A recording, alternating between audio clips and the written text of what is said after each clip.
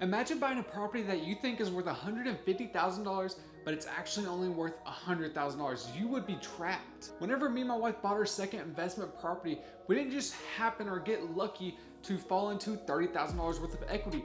That was planned. We knew how to find the value of a property. So in this video, I want to show you exactly how to find the value of a property. Better yet, I'm going to show you two different ways to find the value of a property. So let's hop into my computer right now. My internet is being crazy slow, so I actually have this already pulled up for us. What you're going to do is, whatever property you are wanting to find the value on, all you're going to do is type it into Zillow and you're going to bring it up just like this. So when you hit enter, this is exactly what you're going to see. So what we're looking at right now is this 4230 Chattanooga Drive, Colorado Springs, Colorado. Now this is how we're going to find if the property has equity in it. So it might be worth $400, it might be worth $450,000, might be even worth $300,000. We don't know. So we're going to run the numbers on it. So all we're going to need to do is we're going to copy this address again and put it into Zillow. Like create another tab or open up another tab on your phone, run this address into Zillow again. And what you're going to do is, again, you're going to pull up this, but instead you're going to click out of it. Either click this X or click in this black box over here. And what this does, it actually pulls up the neighborhood, the surrounding area. I think this is a half-mile radius of where the subject property is. Now this is what you're going to do, and this is actually how we're going to start the process. Go over here and click on the sold tab. It will default by the for sale, but again, my internet is being crazy slow, so I actually already have this done for us. Click on the sold, click done. Up to, it doesn't matter, just click on probably no maximum. I have it at $600,000, it doesn't matter. Just do a no maximum for yourself. Now, what you're going to do is you're going to go back over here to this other tab. What you're going to see is this property is a 4-bed, 2-bath.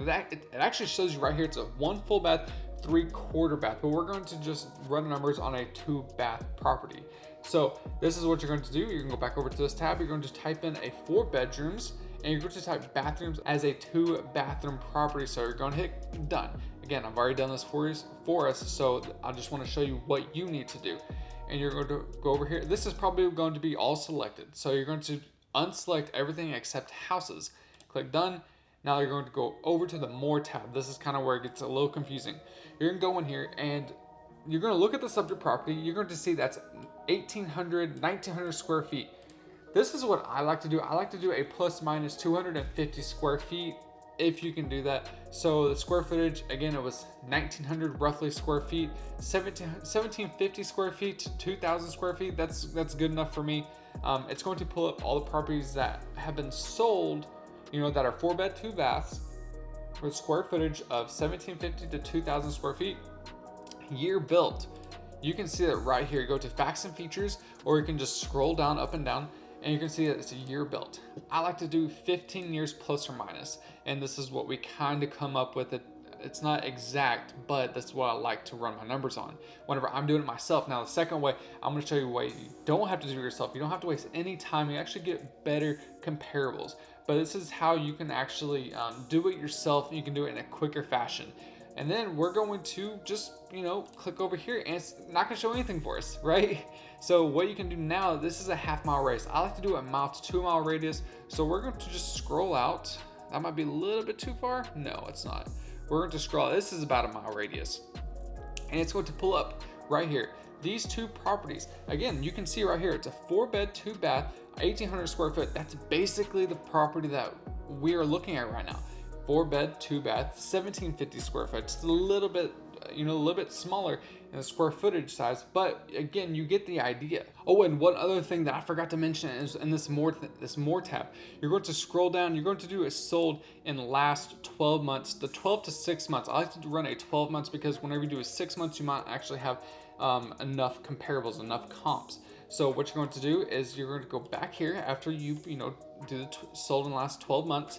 What we're going to do is we're going to add these sold prices. So we're going to add this $370,000 plus this other property, $345,000, and that equals $715,000. Now what we need to do to find the average is divide it by 2, because that's how many properties we are comparing basically. You divide it by 2, you get $357,000. Now, what's this property being sold for? What is the listing price right now? we go back to the tab and it's going to be $380,000. Well, we just saw that property is, you know, the average in that area is $357,000.